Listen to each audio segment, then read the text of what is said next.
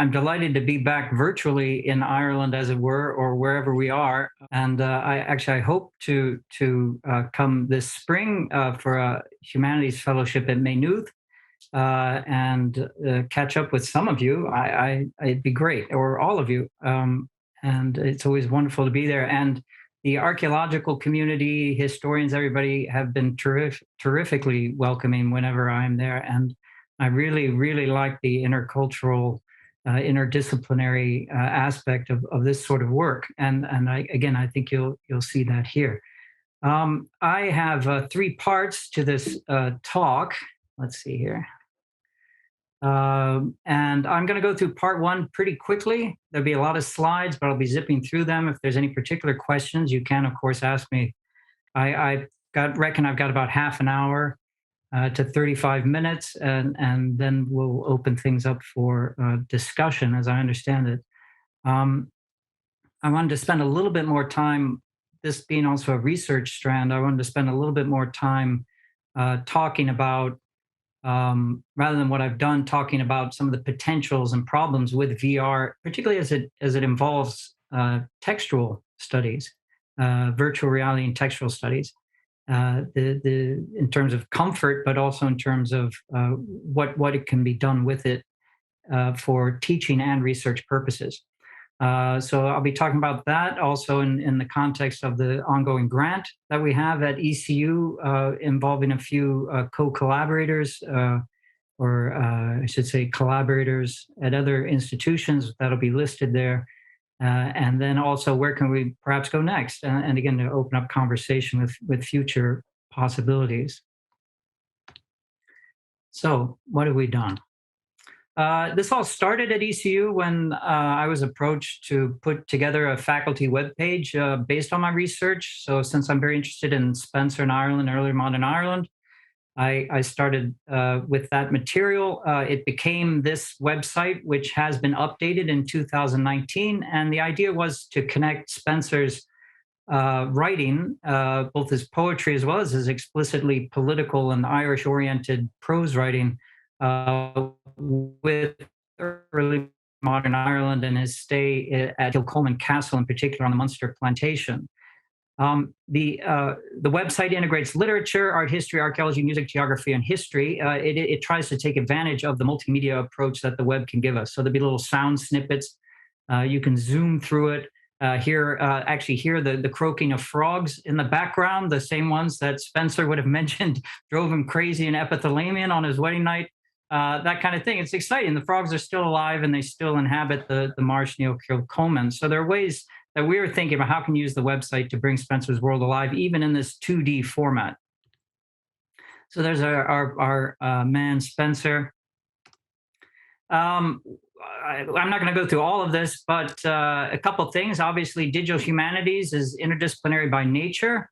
It reveals data networks, but also allows for reconstruction of objects. And what you'll see is a reconstruction of a ruined castle. So it's a lot of it's hypothetical and debatable, and it's not meant to be the end word on what Kilcolman looked like at all. Although what I tried to do is to build the castle on, as much as possible, on pre-existing archaeological research by David Newman Johnson and Eric Klingelhofer in particular, as well as in consultation. You'll see that in a minute. But skipping down to the bottom of that, there's so many wonderful things that come out of doing Irish studies and material culture in Ireland and then connecting it to literature.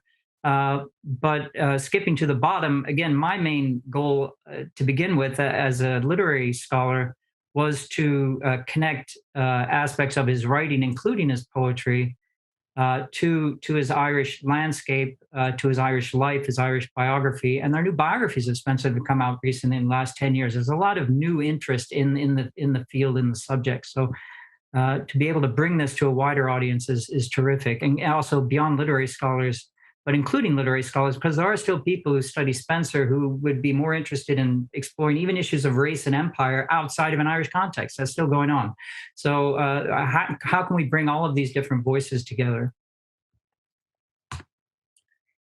So you can go to the website. This is its new view since 2019, thanks to Laurie Godwin and the Multimedia Center at ECU. And just quickly pointing out on the left, you can get some of the sense of the VR experience through the fly-through tours. That's also where you're going to get some of the sounds of frogs, etc. We have a virtual reality web app that you can download, sort of a sample app you can download on your phone. And if you want to actually try it with the VR capabilities that I'll be talking about, and there's also an interactive tour of the 3D castle, so going through that model. But to begin with, the website was not planning on building the model. It was just to show a lot of information. So this website has a lot of other information on it. It has maps.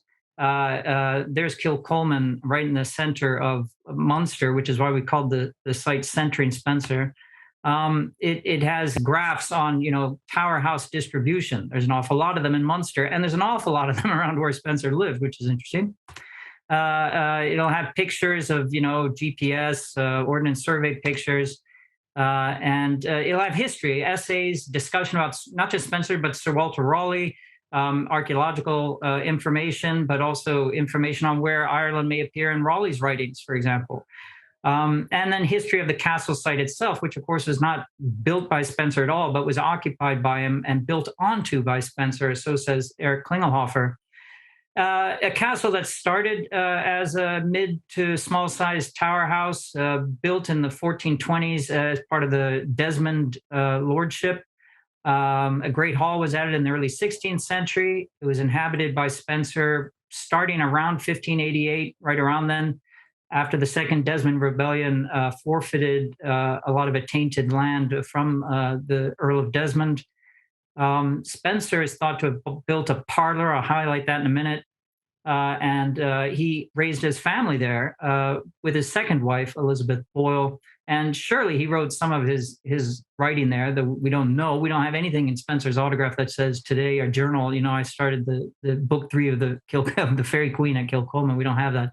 But we do have him sign actually some indication, like, for example, he was writing something in Dublin or signing a letter from Dublin, that sort of thing, in the 1580s.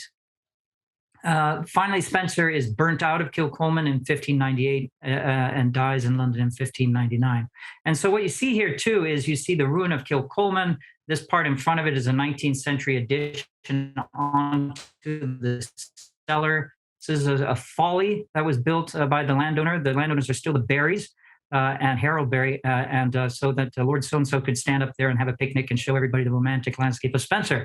The so-called Raleigh window is back here. It's an ogee-headed window, more or less an arrow loop as much as a window, where supposedly Sir Walter Raleigh sat with Spenser. And Raleigh, or Spenser in his poetry, mentions the visit by Raleigh, and they traded verse back and forth, piping like shepherds. So there are literary connections to the place. And whether it was this particular window that they piped at, who knows, but that's common legend or common belief today.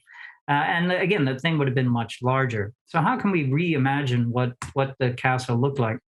The other part of the website is meant to draw in that interconnectivity that Mark talked about.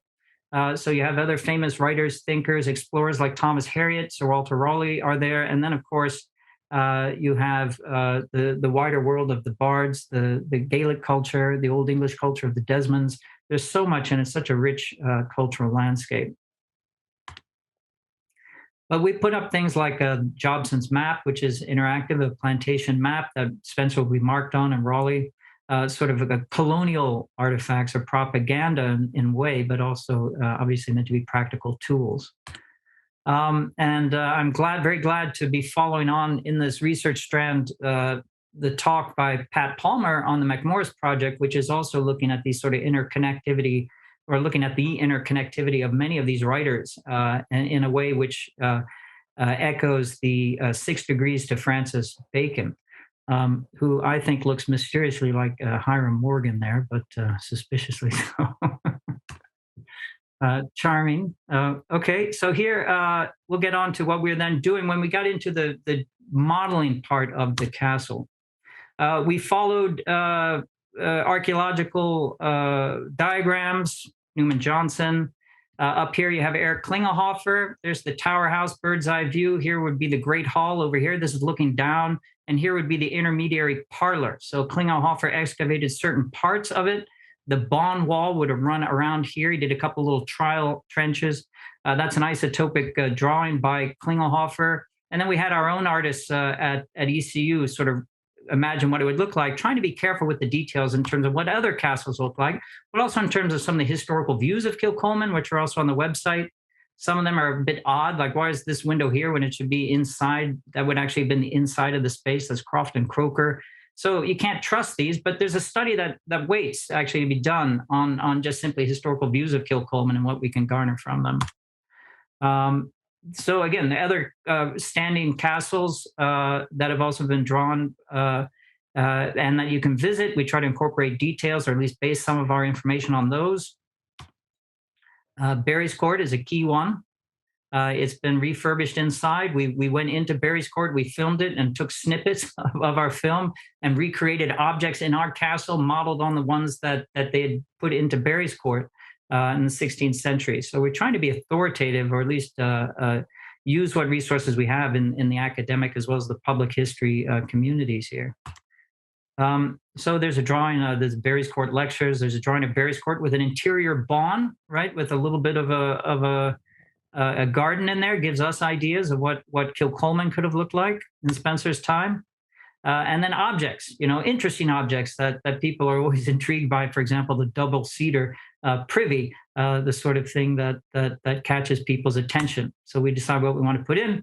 It's put together by art students and computer design students working with Laurie Godwin at ECU.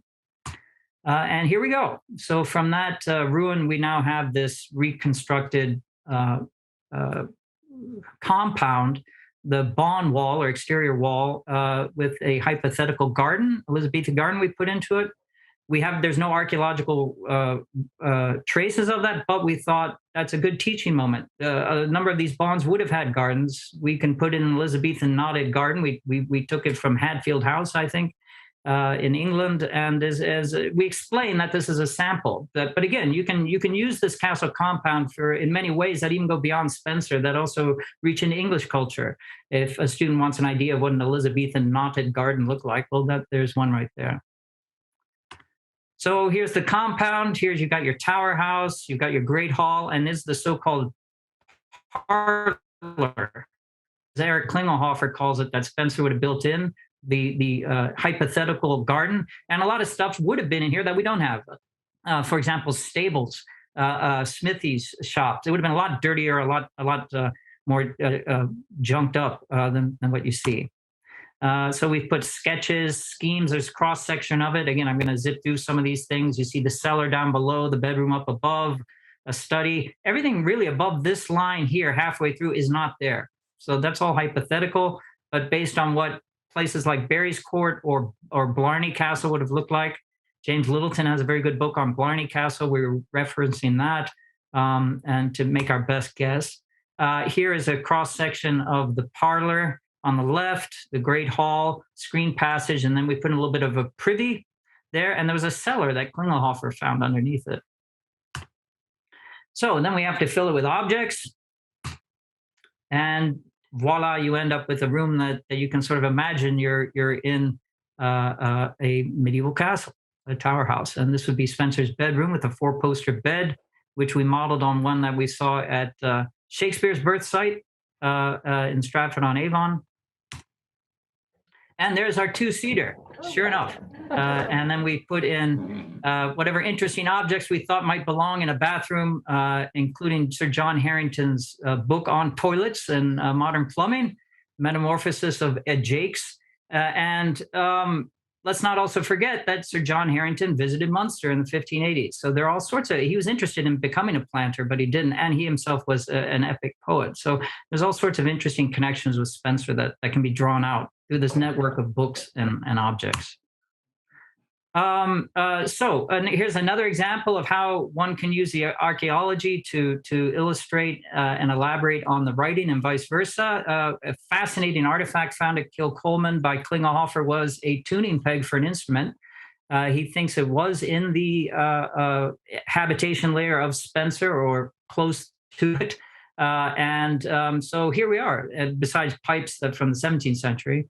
So here we are. Is when you see a tuning peg, you think of an instrument, you think of the music, you think of songs that are being written. You're wondering what sort of entertainment did Spenser have, and then you're also thinking, of course, did he have a harp there? What sort of bardic entertainment or music could he have listened to? Because in his own writings, he writes about having heard Irish Gaelic poetry and bardic poetry, which he doesn't like for political reasons.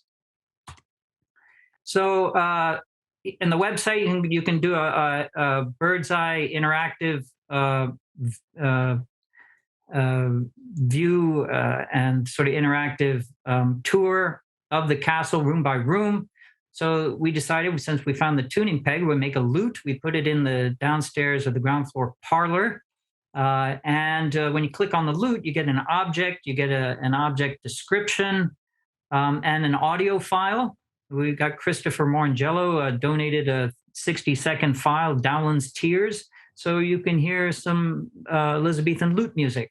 And then there'd be analysis and discussion that I would put in there, talking about lutes or instruments in Spenser's poetry, linking them with some articles and that sort of thing for further thought. And again, to bring the physical object together with the poetry and the writing, and to get one to elaborate and enhance the other. And sure enough, there's even a poem attributed to Spenser on a lute, the Earl of Cork's lute, which is basically an Orphic motif where the trees are cut down, and that made the voice for the lute as it sings out. And thanks to the muses, and of course, thanks to Spenser the poet, assuming this is his poem. And this raises the sort of questions that we all grapple with. Certainly in our new historical moment, literary cultural moment, which is, what sort of poem is this in a colonial context? How is it a colonial poem? And then again, we have to ask, who was the Earl of Cork at that time? He wasn't an earl in Spenser's day. Who was Boyle? What was Spenser's relationship to him in Munster? So these are the sort of things, again, that the website can help inform, or could take us to other places, like all the research on Boyle that's been done by University College Cork and David Edwards and that whole project. Another interesting teaching moment happens with the modeling in terms of creating a hypothetical chapel. And we have to ask how puritanical was Spenser in his own chapel? How puritanical might he have been versus Anglican or High Church? Would he have had a Christ on the cross? Would he have whitewashed any murals that were remaining from the Desmond period? We know that there are murals in tower houses in Ireland, thanks to Karina Morton, her work. Again, the question is, what do you do with these? So, but with the web and with the website, you not with our website, but with the modeling. If you get into it, you can then obviously just erase it yourself, and you could show two different versions of this chapel, and you could have your students debate which objects belong in which. Should it be puritanically whitewashed, or, and then give evidence from Spenser's poetry to show this. Where is he puritanical or anti, or where is he iconoclastic, and versus where is he actually, in some ways, actually preserving and promoting traditional church icons. So it brings up these same questions that Spenserians are debating, and they're trying to get around to, what is his religion? What was his religious belief? How was that manifested in the material world, and how is that manifested in his writing? There are many analogies and parallels, obviously, that can be brought up in the classroom that can enrich the question and draw students out to think about those issues. And the digital can help with that, if you can actually show the student two different facets of it, or at least get them to at first to imagine what even that sort of space might have looked like in a castle. And the other question is spatial. What do you do in a chapel in a castle, right? Is there a different religious mindset when you go into a tower house to pray versus going down the street or the lane to a church? Just really quickly, one of our collaborators, Susanna Ottaway, has recently published an article in Historical Journal on English workhouses, and where she's relying on her own digital modeling to explore the spatial relations of workhouses as they originally may have been in the 18th century. And she writes about this, and she writes about how when you look at the models, you actually see that there's actually here would be the workhouse today in the middle bottom, and at the middle top, it would have been more open.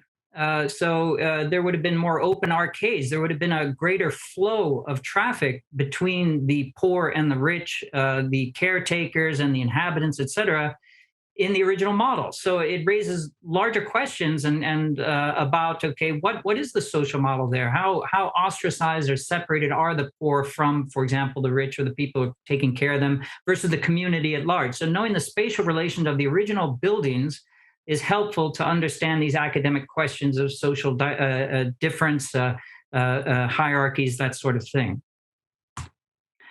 So when we come to Spenser's own poetry again, here's an example of one of his sonnets, a love sonnet that he would have written in or at the time that he inhabited Kilcolman.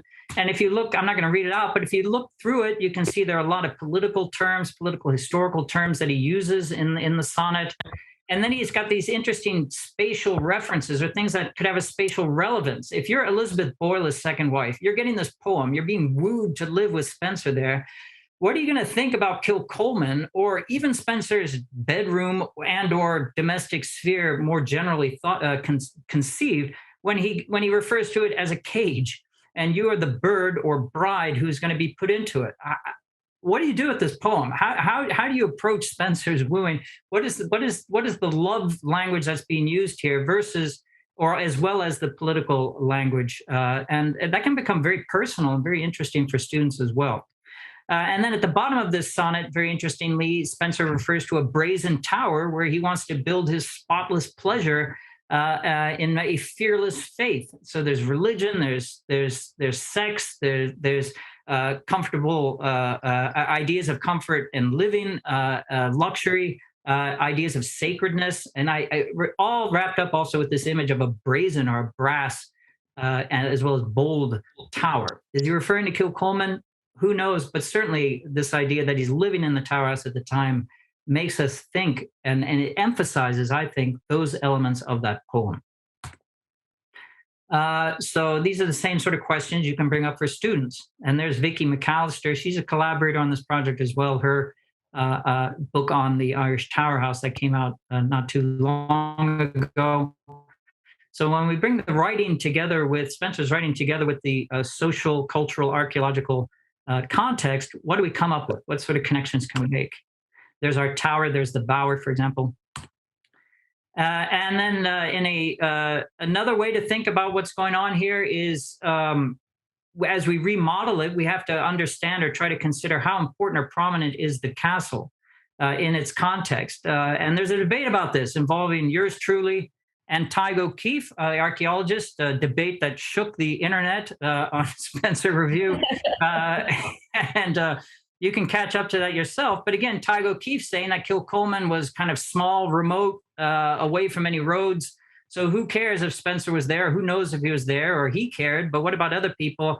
And this idea then comes up of an isolated poet. On the other hand, I think that the more you look at it, the more connected he is and the more central he is. And it depends on the angle you look at the building, whether it's small or big to begin with. And certainly for a scholarship kid from London, this is a heck of a prize.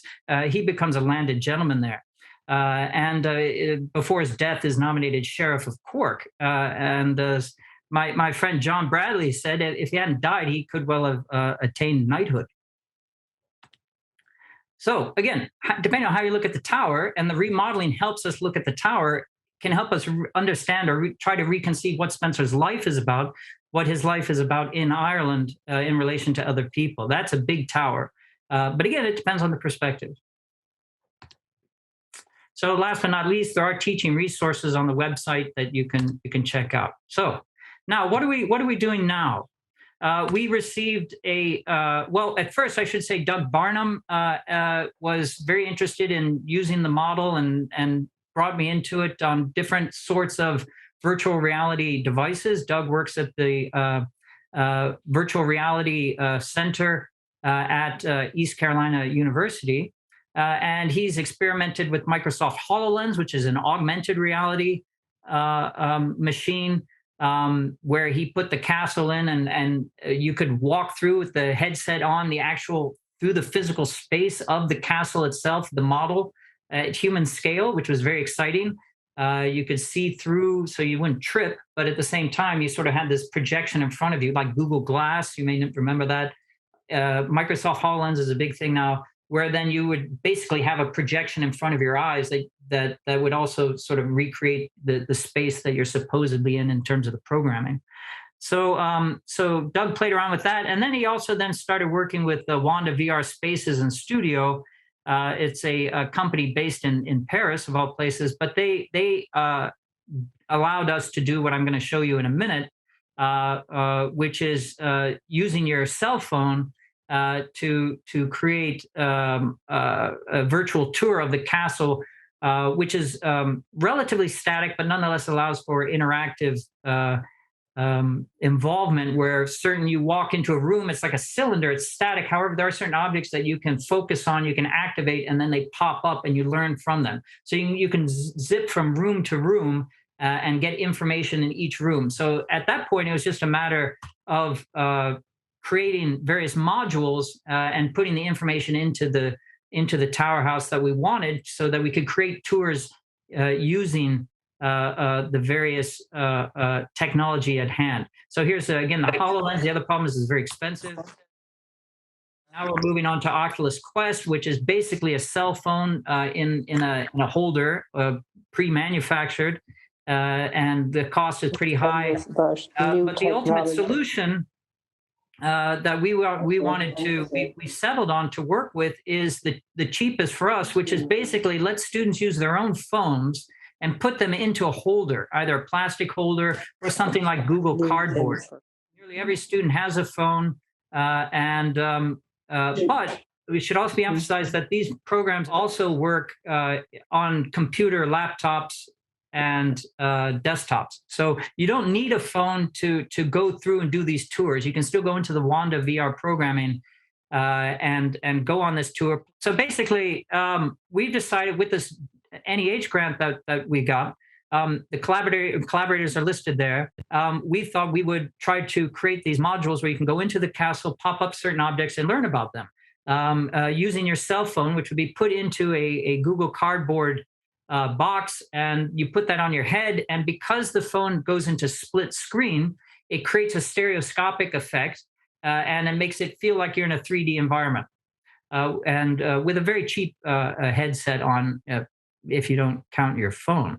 And so I found the collaborators from different disciplines, and so asked them to model their ideal program based on their own classrooms and the sort of thing that they teach when they teach Irish history, or when they teach Spenser. And we've involved one high school teacher, Sarah Painter, who teaches Elizabethan poetry on occasion in classes near Greenville, North Carolina, where I'm based, and asked her to do something for high school students, which don't necessarily go into the politics of Spenser, but simply put students inside a castle to learn about sonnets, right? Which is difficult enough task for a high school student to get through an Elizabethan sonnet, but again, to put them into sort of a medieval context, medieval early modern context, so they can maybe learn that way, get excited about the world that they're in, and again, through some of the objects in the castle, find connections with some of the lines from a Spenser sonnet, for example, or it could be a Shakespeare sonnet, in ways that then what Sarah did is that she created what we're looking at down here, she created a sonnet scavenger hunt, so that students can go through and find different lines from the sonnet in different parts of the castle. So they're exploring the castle while they're also then working with a partner, and they're going to put the sonnet together after they get all the lines, and then build the sonnet in a way based on the rhyme scheme to figure out how it may have originally looked, as a sort of a game or a puzzle that is highly interactive, and based on trial runs has been very successful with Sarah's students in terms of getting them into the literature, getting them excited, and using VR to do that. We also have lecture style tours, like Ruth Canning, Irish historian in England, and she basically, here's a mantle. What is a mantle? Why is this important for Spenser? Why is this important for colonial conquest in her own teaching module?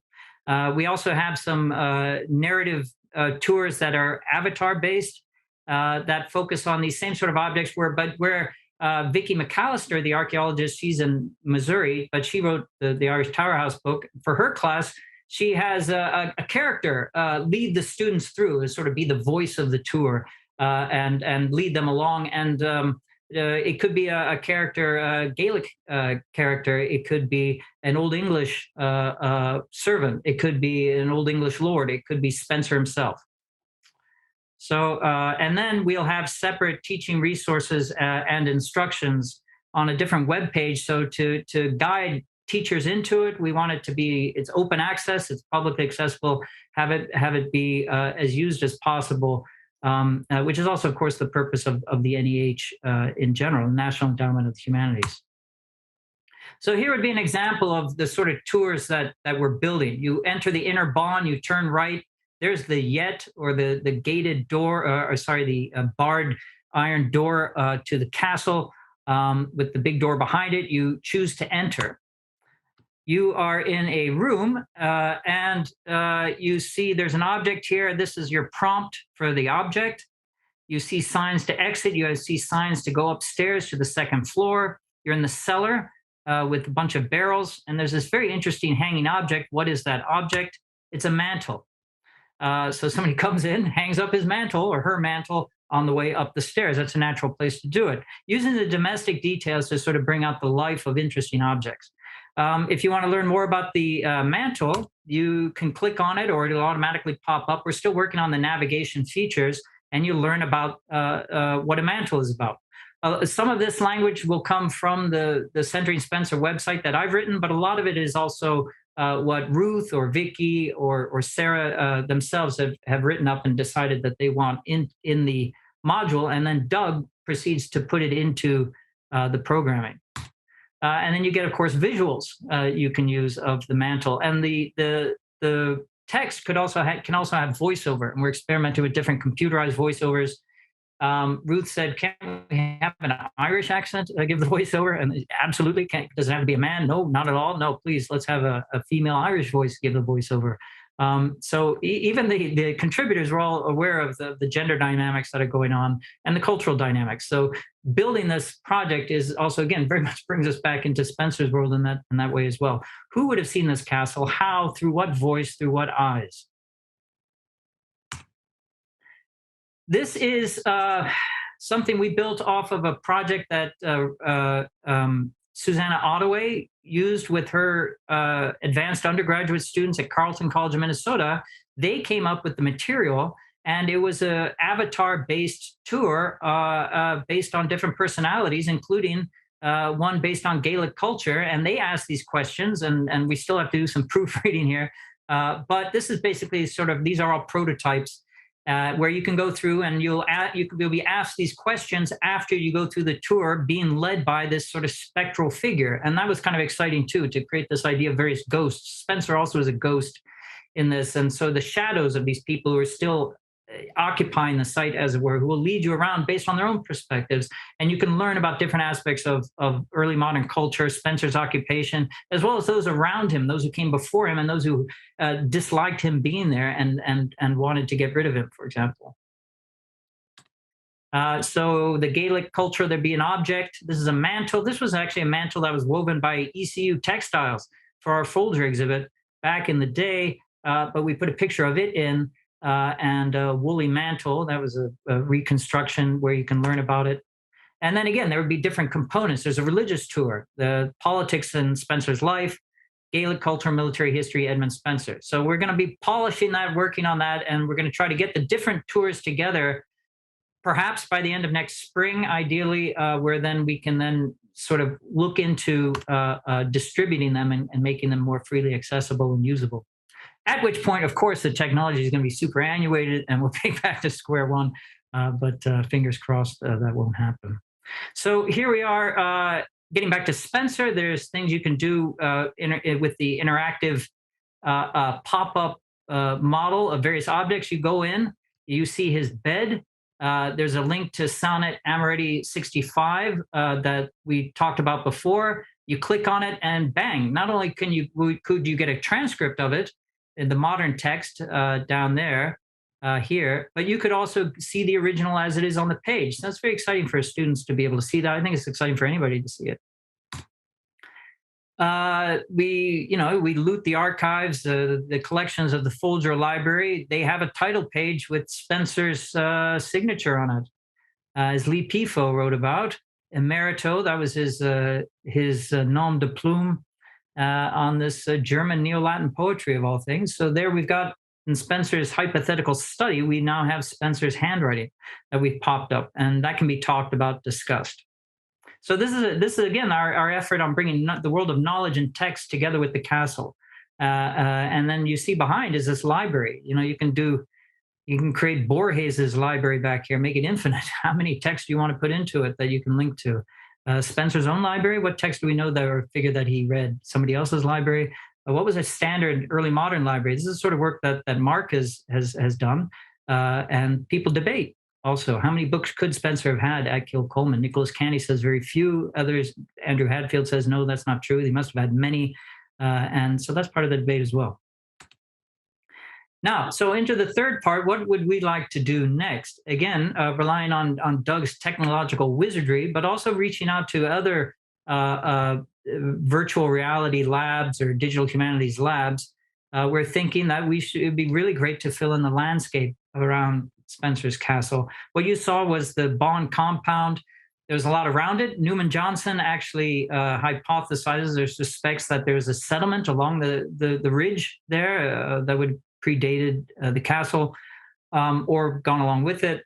We don't know. There's archaeology still has to be done around it, but we also know that we can swoop in with Google Earth or other ways. And then there's also, of course, 3D cameras and then digital modeling and maybe recreate Spenser's landscape. Why is that important? Well, in some of his poetry, he refers to mountain ranges, the Ballyhura Mountains.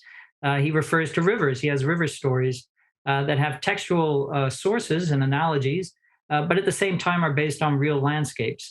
What are those landscapes? How can we imagine Spenser's landscape? And of course, with the digital modeling, you could reforest the landscape to a certain extent. It certainly didn't look like it does today.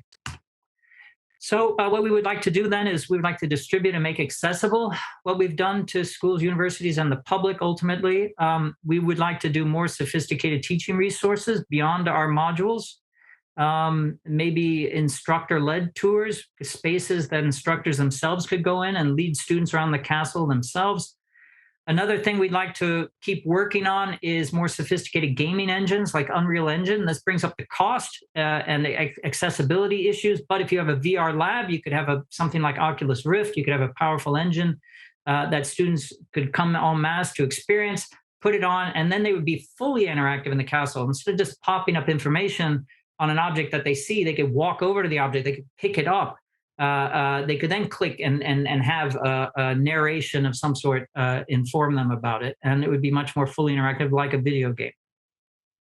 And the other thing would be very exciting, I think, would be to explore use the VR in turn to motivate more archaeology, more historical studies of other sites related to Spenser and Harriet and Raleigh and everybody else on the Munster Plantation and everybody before the Munster Plantation. Sort of work, of course, that Pat Palmer, Willie Maley, and David Baker are doing. But there are places associated with Spenser that have never been excavated. Rennie Castle, for example, that are really would be really interesting to find out about as part of a process or not of digitization and maybe future modeling. So there's some of our landscapes. And this sort of stuff has been done before, of course. A few years ago, Emory University recreated Samothrace. It's wonderful. You can see the winged victory of Samothrace that's now in the Louvre in its sort of sanctuary setting using digital modeling. It makes a difference how we see these sort of sculptures. And this website will blow you away. It's a Canadian, US cooperative, everything. The amount of money and technology and expertise in this is amazing. But it's all for teaching and for public history, for informing the public as well as students about this, about Angkor Wat in Cambodia, medieval Angkor Wat. And what's fantastic about it too is that they have animation in it. They have human beings, they have elephants, they have others. There's a real, this entire world working around the ancient temple sites there. It's really phenomenal. So I really encourage that virtual Angkor. Just Google it and go there. The sort of thing we'll never be able to afford to do, but again, it's this sort of the ideal aspect of VR. We conclude. I conclude with a few questions. How can we best use VR for teaching and research? Which objects and methods are best for each discipline? Besides combining disciplines, what about the needs of each individual discipline? How do we combine the visual and the textual? How do we make passive entertainment and reading, which can be very passive, into something more engaged, something more interactive? And you run up against barriers. I mean, who wants to read the Fairy Queen with a big machine on her head? It doesn't work. So we run up against these things. Okay, is it best to have a 10-minute snippet of text, a 1-minute snippet of text? Should we have the text, on the website, the sources, and then just give a quotation in the VR so that then you can link back to it? That seems to be the preferred model. It really is uncomfortable to have that thing on your head and to read with it. On the other hand, what it does open up is this amazing world, and you forget your discomfort level when you get wrapped up in it, and that is an amazing part of it. And that world can include textual things. It can include manuscripts that you see, but it can include also reading. But it's not like you're just popping a castle out of your phone. You're really wrapping the phone around your head. And what's really interesting about that too is that actual VR experience, in sort of one could say sort of a meta visual way, can actually increase or enhance your experience of what you're studying. And one way that happens is if you, for example, if you get onto an Oculus Rift device, you can go. There's a accessible program, the Anne Frank house. They have done a digital model of Anne Frank's house, where you enter through, for example, the secret door, and you are in her space, and it is incredible to feel how small that space is, how claustrophobic that space must have been, and you're also doing that with this thing on your head, which adds to the claustrophobia, and that's what I mean by that sort of metavisual experience. The technology kind of becomes part of your actual physical experience of what she must have felt. And it is really chilling, and the sense of claustrophobia and terror, but at the same time, the human connection that's there. It's really amazing website that also deals with trauma, with memory, in ways that can also apply clearly to Spenser's situation in Ireland, with all of the warfare, trauma, and problems that are going on there. Though from a different perspective and on a different scale, involving the Holocaust, of course. But there again would be her room. It is really incredible to get a feeling of it if you can't go to Amsterdam yourself. And then here, using the Oculus Rift, Rift, you'll have things like a hand that you can then pick up an object, look at it, learn about it. It's fully interactive. And ultimately, there are other things like Assassin's Creed. They have incredible historical recreations. Here it is, Castle San Angelo in Rome.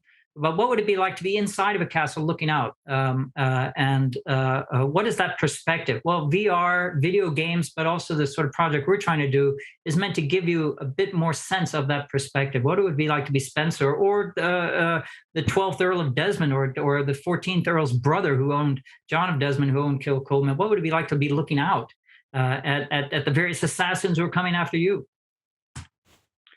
And ultimately, we want to make medieval and early modern Ireland, including Kilcolman and Spenser, for all of its controversy and problems, more accessible to everybody. Kilcolman is hard to get to. It's in private hands. When you get there, you shouldn't be able to get in. It should be locked. There's so many different barriers to it. So thank you very much.